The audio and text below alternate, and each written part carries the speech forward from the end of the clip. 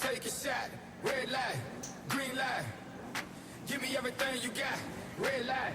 Mr. 305, Flow Rider and Lunch Money. 3 Miami boys, you know what time it is. Hey, bonsoir, bonne nuit tout le monde et bienvenue au Side Show. Nous sommes le 29 décembre 2016 et aujourd'hui, petit recap concernant la rencontre qui a eu lieu entre le Canadien et le Lightning de Tampa Bay. C'était à leur domicile, à Tampa Bay. En fait, ça va être un peu le déroulement de ma soirée. Avant cette rencontre, je m'avais fait une petite prédiction envers moi-même. Je n'ai pas parlé, à personne. Je n'ai pas mis ça public sur Twitter ou peu importe.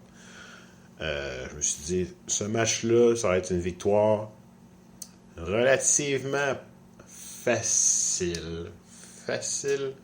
Pas facile que une promenade dans le parc, a walk in the park, mais quelque chose. Moi, j'avais prédit carrément un 3-1 canadien.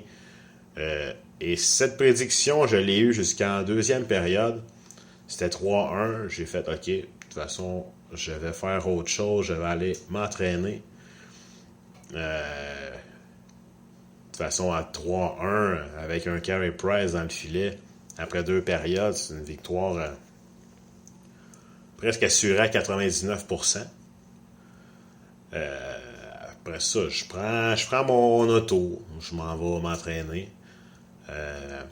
J'écoute de la musique, mon téléphone, j'étais en mode avion, je donne les détails, là, en mode avion, pour pas regarder soit le pointage ou pas faire de texto, aller sur Facebook pendant l'entraînement. J'écoutais de la musique. Je reviens à mon véhicule. Je m'en vois les résultats un peu partout. Puis je vois ça. Montréal, 3. Tampa Bay, 4.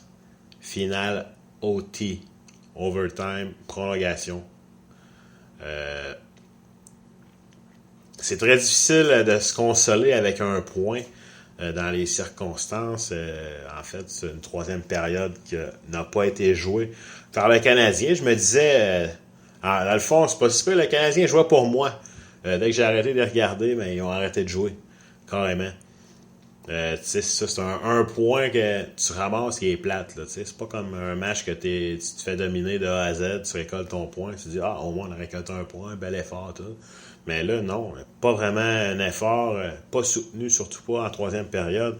Honnêtement, j'ai pas écouté la 3e période, mais c'est les commentaires que j'ai vus un peu partout sur le web, sur RDS, ainsi qu'à la radio. J'ai écouté le point de presse également, Michel Therrien, c'était pas vraiment content, là. On peut le comprendre. C'est une soirée que tu as besoin de ce 2 points avec les 2 premières périodes que tu as eues. Alors, le point de consolation dans ce genre de match, tu le prends, c'est sûr que tu le prends, mais il fallait tout de même récolter ce 2 points ce soir. D'autre part, quelques points positifs, un but de Shea Weber, un but de Radulov qui récolte un but à l'étranger. Une bonne chose. Paul Byron, excellent match. Regarde, c'est une bonne... Au moment où on se parle, c'est une excellente signature. Il a de fiers services, de la vitesse incroyable. Il joue avec beaucoup de confiance, c'est ce qu'on aime. Ce côté de Carey Price, ça devait être furieux hier soir après la rencontre. On peut pas toutes les gagner, hein, comme dirait l'autre. Alors, je vous laisse là-dessus et on se reparle prochainement pour l'avant-match Floride. Les Panthers qui reçoivent le Canadien demain, en fait aujourd'hui. Alors, on revient dans quelques instants pour la chronique d'avant-match. Merci.